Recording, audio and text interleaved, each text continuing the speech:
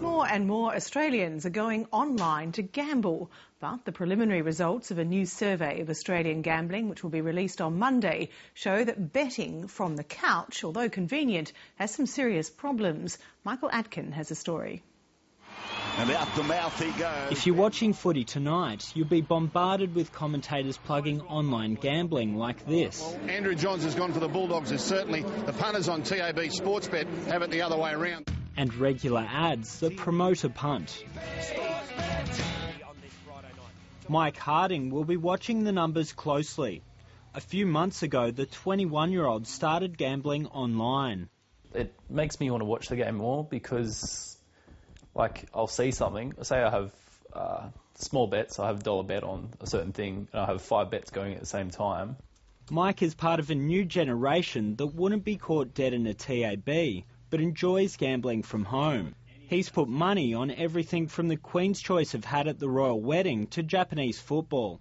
Mike says while his bets are small, he has noticed that the online gambling sites try to entice him to risk more.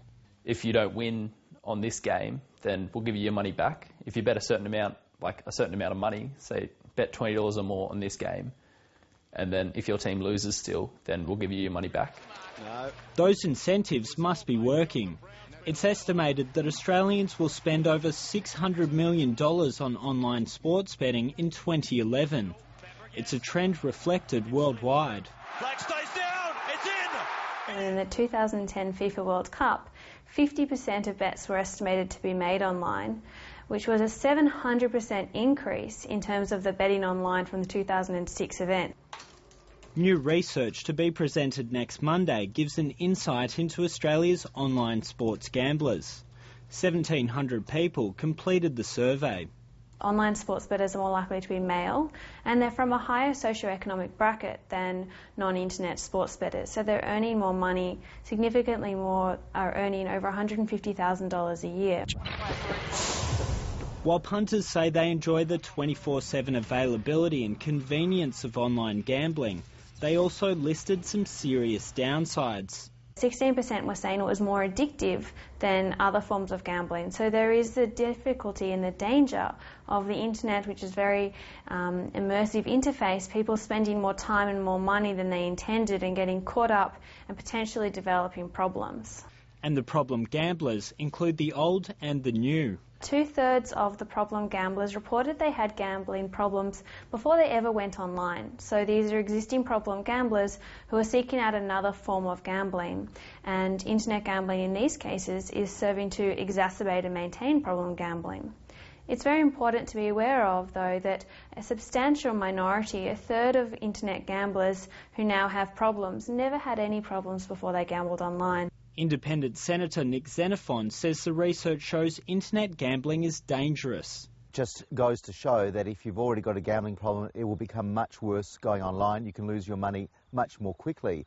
And it really shows that Australian governments over a number of years have been asleep at the wheel when it's come to online gambling regulation.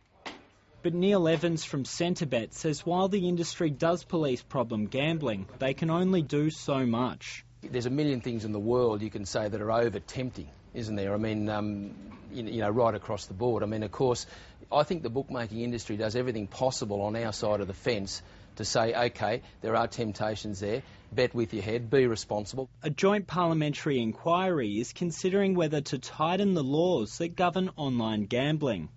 Nick Xenophon pushed for the inquiry and is convinced that there needs to be changes. In terms of responsible gambling policies, they're not really effective, and the aggressive advertising and giving credit to people to sign up to online gambling, they're inducements to gamble that are very problematic in terms of increasing levels of gambling addiction. It's a dramatic change in the market here. The Dragons started. Nick Xenophon says commentators should be banned from reading the odds during sports broadcasts, and the incentives to gamble should be restricted.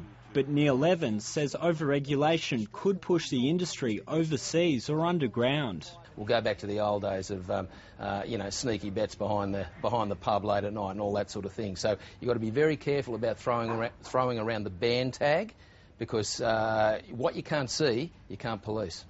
Mike Harding isn't worried about his gambling habit just yet, but he realises how easy it would be to lose control. It's just numbers on a screen, and you're saying, oh, okay, I've lost that much. But you're not actually seeing it physically. You're not actually it's not tangible in your hand how much you're losing. Michael Atkin, Lateline.